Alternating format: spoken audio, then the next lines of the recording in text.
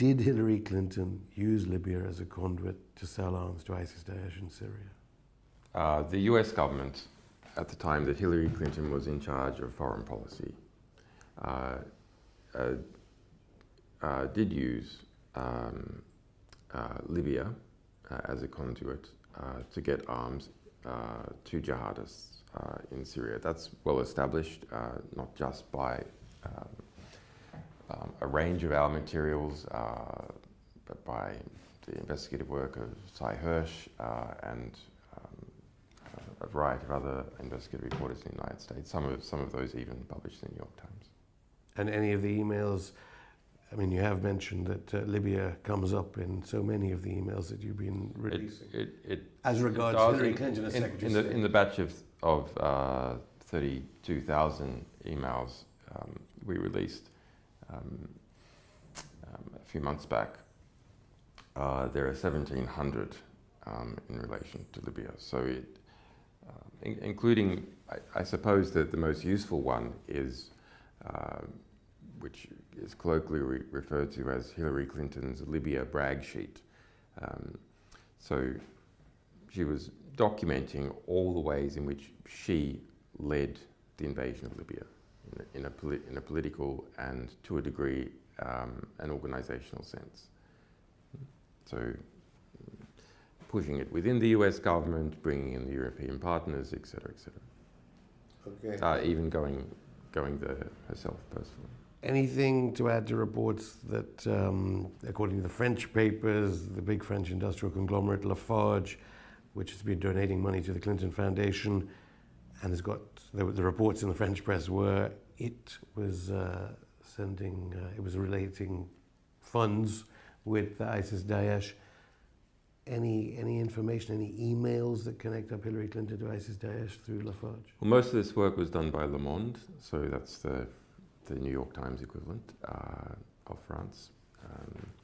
And so what they show is that Lafarge, which is a giant, amongst other things, a giant concrete company, transnational concrete company, was involved in Syria. There's, interestingly, more than 350 Lafarge-related emails in our Syria emails release. So that's 2 million emails that we published about Syria, including the personal emails of the President Bashar al-Assad. And so the investigation by Le Monde reveals that they paid ISIS-Daesh money, taxes, if you will, for their operations in certain areas. Yeah, they engage in a variety of business deals. To Clinton Foundation. We're waiting. And Hillary Clinton's involvement is that money from Lafarge in 2015 and 2016 went to Hillary Clinton Foundation. So that's recent. Now you ask, why let's go to Hillary Clinton Foundation? Actually, there's a long-term relationship between Lafarge and Hillary Clinton. She was a member of the board, for example. Do you expect that, I know you can't comment directly about the pending email releases from WikiLeaks, but do you expect more about the Clinton Foundation? Yes. I have to also get to Yemen, because Saudi Arabia does crop up in some of the emails you've already released. 20 million people now facing humanitarian disaster. Clinton Foundation mentions there was no mention of the Clinton Foundation at the DNC conference, noticeably, at all, about the good works it does. Do you think part of it is that connection to Saudi Arabia, let alone the 28 pages connection of 9/11 to Saudi Arabia? What is the connection between Hillary Clinton and Saudi Arabia that certainly got Israel angry? Well, it's extensive.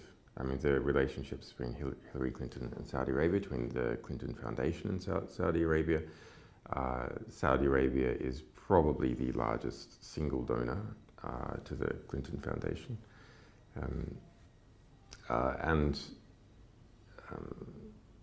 You can see Clinton's arms export policies, why she was Secretary of State, favoring extensively Saudi Arabia.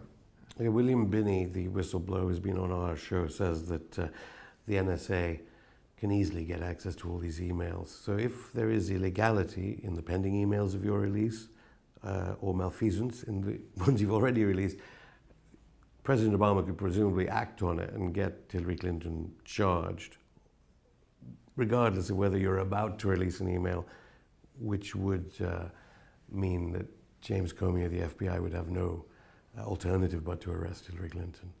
Well, our view, which we have already stated, is that if the evidence that the FBI has is enough for a grand jury to indict already. That's not hard. It's actually saying that a grand jury will indict a ham sandwich if instructed to do so. Exactly. But which I'm having, because I have a grand jury myself, Against a federal you. grand jury in Washington DC. I'm well aware of what they're like. But the prosecutor has to ask the grand jury to indict. And the prosecutor doesn't ask, the grand jury won't indict. So that's the basic problem. Do you believe she can win, given the emails you've so far not Can released? she win the election? That's an interesting question. I wouldn't be willing to say so far.